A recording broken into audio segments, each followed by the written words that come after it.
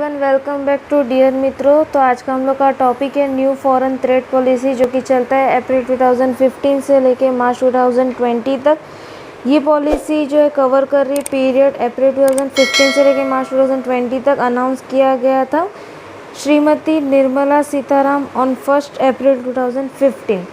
तो स्टूडेंट्स, ये जो है आपका इम्पोर्टेंट टॉपिक है सेम 6th वालों का इकोनॉमिक्स के अंदर। तो थोड़ा बहुत इसमें प्रॉब्लम होता है कि कौन कौन सी पॉलिसी है, समझने में प्रॉब्लम क्रिएट होता है। इसके लिए आपके ये हेल्प के लिए वीडियो बनाया गया है। पॉलिसी प्रोवाइड करती है framework increasing export of goods and service as well as generation of employment and increasing value addition in the country, keeping in mind with make in India vision of prime minister. दो चीज़ increase कर रही है, एक आपका goods export करने का, दूसरा आपका सर्विस। उसके साथ साथ एम्प्लॉयमेंट जनरेशन कर रही है, एम्प्लॉयमेंट को इंक्रीज़ कर रही है। ये सारी चीज़ें एक चीज़ को ध्यान रख के किया गया है, मेक इन इंडिया, जो कि दिया गया था प्राइम मिनिस्टर के through. Planning most of the focus करता है मैन्युफैक्चरिंग एंड सर्विस सेक्टर को, उनके ऊपर ज़्यादा एम्फेसाइज किया जाता है। इसके लिए इनको ईज़ ऑफ डूइंग, ताकि हम लोग को बिजनेस करने के लिए ईजी हो सके। It seeks to make in India significant participant in the world by 2020। ये ध्यान देते हैं कि 2020 तक हम लोग का प्लानिंग उतना अच्छा हो जाए कि हम लोग इतना ज़्यादा एक्सपोर्ट कर सकें कि हम लोग बाकी सारे कंट्री के साथ कंपटीशन में आ सकें। In short, the objective of the policy is to make India manufacturing hub and manufacturing powerhouse. Short में हम लोग देख सकते हैं कि इनका मेन पॉइंट ऑफ व्यू यही था कि इंडिया को इनको मैन्युफैक्चरिंग हब बनाना था, उसी के साथ साथ मैन्युफैक्चरिंग पावर हाउस बनाना था पूरे वर्ल्ड में। And for this it is necessary to increase the export of manufacturing goods as well as service. इसकी वजह से काफ़ी ज़्यादा ज़रूरी है एक्सपोर्ट को इंक्रीज़ करना, उसी के साथ साथ गुड्स जो मैन्युफैक्चर हो रहा है उसको भी इंक्रीज़ करना। तो चलते इसके ऑब्जेक्टिव पे। इसका सबसे मेन ऑब्जेक्टिव 9th ऑब्जेक्टिव है। इसमें सबसे पहला है the policy aims at doubling the countries export, यानी एक्सपोर्ट जो है उसको डबल कर दे।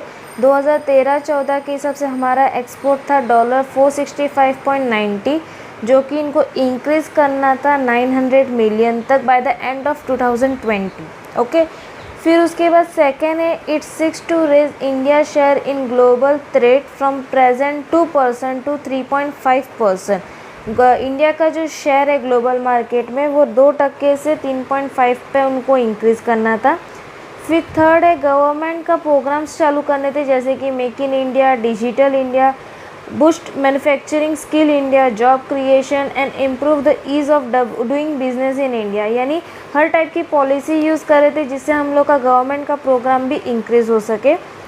फोर्थ है trade facilitation is one of the prime objective of this policy. इस पॉलिसी का मेन ऑब्जेक्टिव था ट्रेड फैसिलिटेशन, मतलब व्यापार को बढ़ाना।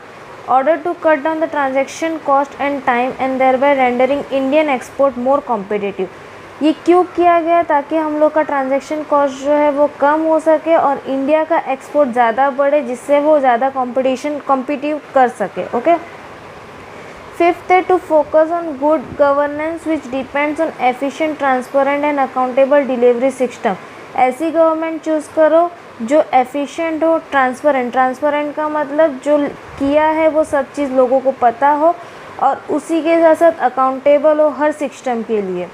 Sixth, the Director General of Foreign Trade Policy is implementing the Niryat Bandhu scheme for mentoring new and potential exporter on the intricacy of foreign trade through counseling, training and other outreach program. The same will be continue.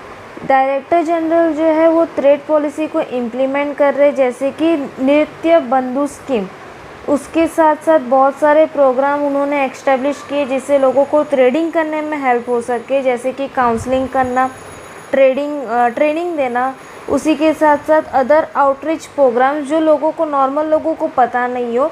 तो ये नित्य Bandhu scheme में होता क्या है, जो लोगों को ट्रांजैक्शन के बारे में नहीं पता होगा, जो लोगों को ट्रेडिंग एक्टिविटी के बारे में जानकारी नहीं होगी, तो वो उन लोग को काउंसिल करेंगे, वो उनकी जानकारी देंगे, उनके साथ साथ उनको सिखाएंगे, उनको ट्रेन करेंगे कि किस तरीके से हम लोग ट्रेडिंग कर सकते हैं। ओके, सेवेंथ हम लोग का पॉइंट है to organise outreach activity in a structure way with the help of export promotion council as industry partner and other willing knowledge partner in academic and research community to achieve the objective of Niryat Bandhu scheme.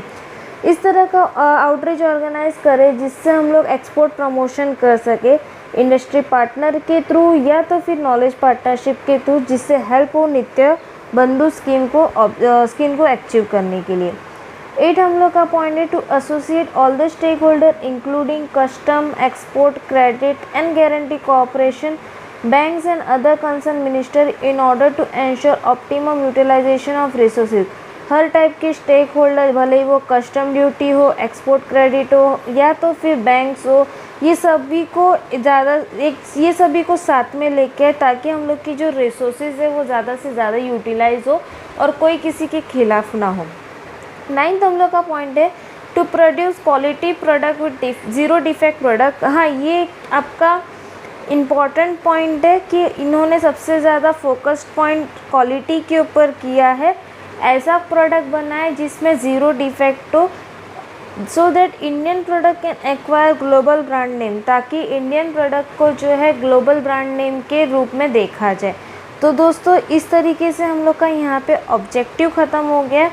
Next video में हम लोग देखेंगे salient feature of the policy, फिर हम लोग का आएगा critical evaluation of the new foreign trade policy. तब तक के लिए दोस्तों, अगर आपको मेरा वीडियो अच्छा लगे तो अपने दोस्तों के साथ शेयर करना ना भूलिएगा और सब्सक्राइब करना ना भूलिएगा। Thank you so much, bye bye.